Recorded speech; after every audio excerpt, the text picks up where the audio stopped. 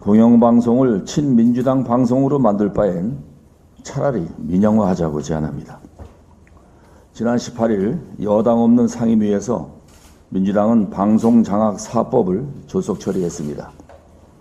개혁신당 이준석 의원은 법안이 빠르게 올라가는 것보다 대통령의 제2요구권 행사 가능성을 최대한 낮추도록 여당과 협의하자고 했는데 민주당은 역시나 민주가 없는 민주당이었습니다. 민주적 논의 절차를 무시한 법안이라 대통령의 제2요구권을 행사할 명분만 높이는데도 이렇게 강행하는 이유는 오직 제2요구권 행사 횟수만 늘리기 위한 계략으로 보입니다. 나라를 위한 정치를 하는 것이 아니라 정쟁을 통해 민주당의 이익만을 생각하는 모습입니다. 그러나 그게 과연 민주당에게 득이 될지 모르겠습니다. 오만함으로 똘똘 뭉치다 보니까 자꾸 자책골이 나옵니다. 이재명 대표가 언론을 향해 검찰의 애완견이라고 표현해 큰 화를 자초했음에도 불구하고 양문석 의원은 그 표현이 애완견에 대한 모독이라며 불란민주당에 기름을 부었습니다. 참 어이가 없습니다. 이재명 대표의 문제 제기 요지는 간단합니다. 대북 송금이 국정원 문서에서 쌍방울 주가 부양용, 검찰 공소장에는 이 대표 방북용이라고 되어 있는데 왜 검찰 주장 위주로 보도하느냐 이겁니다.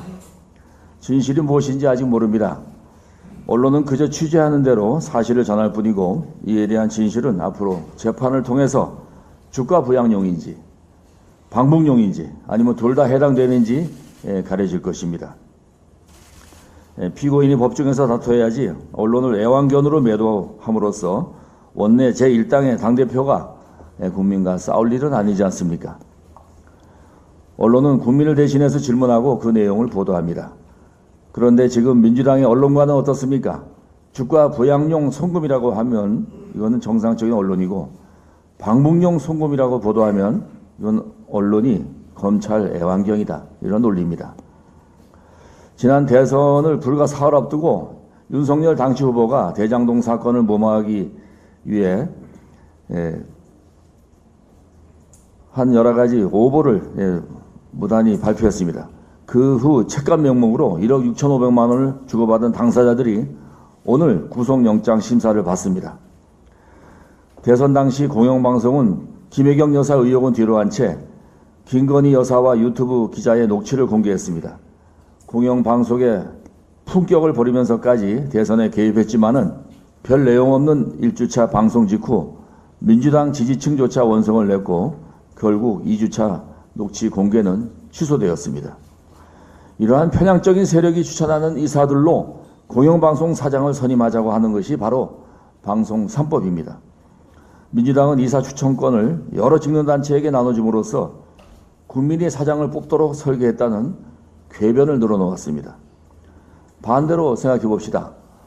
우리 당과 의견을 같이 하는 직능단체들이 이사를 추천하는 그런 법안을 발의하면 민주당은 찬성할 겁니까?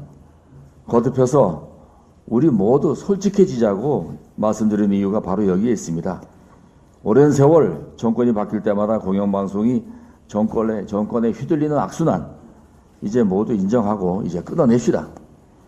지난주 제가 이 발언 이후 주위에서 취지가 뭐냐고 많이 물어왔습니다. 그때마다 저는 이걸 인정해야지 민주당과 대화할 수 있고 대화해야지 언론을 살릴 수 있다 라고 답했습니다. 민주당도 인정합시다. 문재인 정부 내내 보여준 공영방송의 편파성을 반성합시다.